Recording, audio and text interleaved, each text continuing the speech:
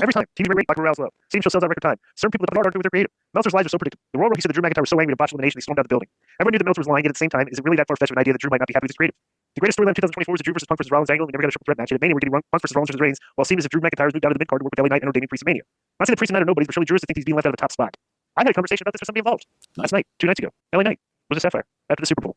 So the question here is, no, I think, I'm not a fan of Drew and Priest. I'm a fan of Drew and LA Knight because that's good verbiage. That's good promo work. Two guys that are really good on the mic that are.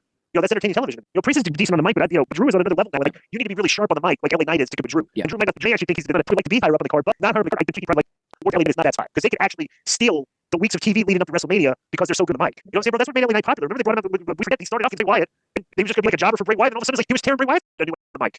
Yeah. So it's like he can go head to head, he can go toe to toe with anybody on the mic. So that's even worse. I would be interested in that. Go ahead. Even worse, he started off as a manager of the male models. Remember? Right. And even when he was doing some of this thing where he would get in Adam Pearce's face like real close to him, and like that was great. He would still steal some of the stuff. What he did is what you and me always talk about. It doesn't matter how bad it is. It doesn't matter how little time they give you. Just steal your camera time and make people go, wow, that guy's talented. You know. But it's like anything else. Right now, it ain't like he's got chumps ahead of him. He's got Cody and Punk and legitimate superstars, right? Right. But it may be a thing like where they did with Zayn, where it looked like they were going to do anything with him. Next thing you know, he's a WrestleMania winning the tag team champions. He's with the Usos, right? Mm-hmm. Like they're not going to let Zayn fall because they have something in him.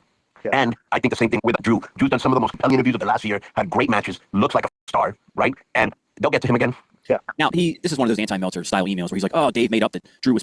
Now, we all saw the Rumble. The elimination looked awkward, and then Drew reacted how he did, and the report was that he got upset backstage. But I kind of thought that anything with Drew, I'm not sure about, because he knows how to work the internet and stuff like that. But had you guys heard that elimination was really botched, or you hadn't heard anything about it? Well, the thing is, he brought it up on SmackDown. Right. He said, yeah, a lot of people said I left the building mad, so there is something to it. Okay. Right. Watch the shows. Nothing. Yeah, but plus, too, I don't get the Observer. And I do follow Dave on Twitter, but I haven't noticed this trend. I will look going forward of whether or not, like, there's very good WWE news if Dave doesn't wet blanket on it and stuff. So, I don't know. If you want to make some fantasy picks on your favorite sports, check out Underdog Fantasy. It's all the rage. Where you can choose higher or lower between 2 to 8 players, and you can win up to 325 times your entry. Use the code K100 at the Underdog Fantasy website on the app or a personalized. We will share our picks for you every versus CM Punk. I'm not saying that isn't a big match. It is. Like, no doubt that WWE won't have some incredible creative plans for them to turn the match into something really special. But there's simply no match bigger than Roman Reigns versus The Rock.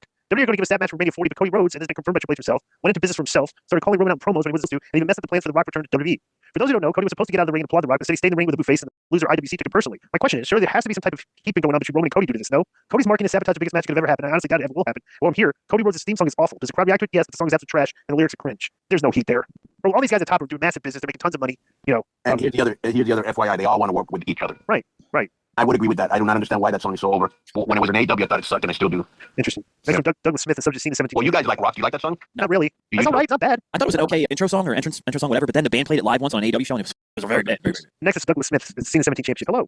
Any chance Cena loses Elimination Champion that goes to Mania non-main event only to go to win Money in the Bank and cash it late in the year to capture 17th title to close out his career? It seems to be more story potential prolonging the 17th win to play out the drama, doubt, and eventually the bittersweet triumph and emotion of the last time theme. Thanks for the great content you guys continually produce for us listeners. All the best, and that's Doug from Winnipeg. Right. You know what? This is not a bad idea at all. Bro, what if like Cena goes to the Elimination Chamber loses? Yeah. And, like he's running out of all stuff, and then goes and finally gets the Money in the Bank. And bro, the guy's never hardly ever on TV. Like just okay, so just imagine he wins the Money in the Bank and just like comes out and cuts the promo, whatever. Then he disappears from TV for like 8 weeks and shows up coming right out the thing to catch him and blow the roof off the place. Then he can win the title. Supposedly they're going to turn his final match. I think he's wrestling in Boston at the end of the year, and they're actually going to turn it into PLE. Okay, like the thing. So, and bro, he wins the belt, and then he goes to his final match in the PLE, and like I would have him win and retire.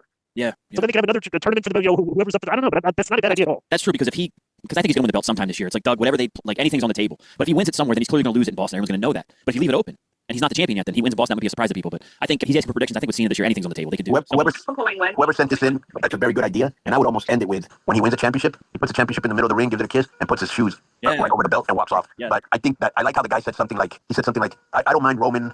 Who was it? Punk and Seth.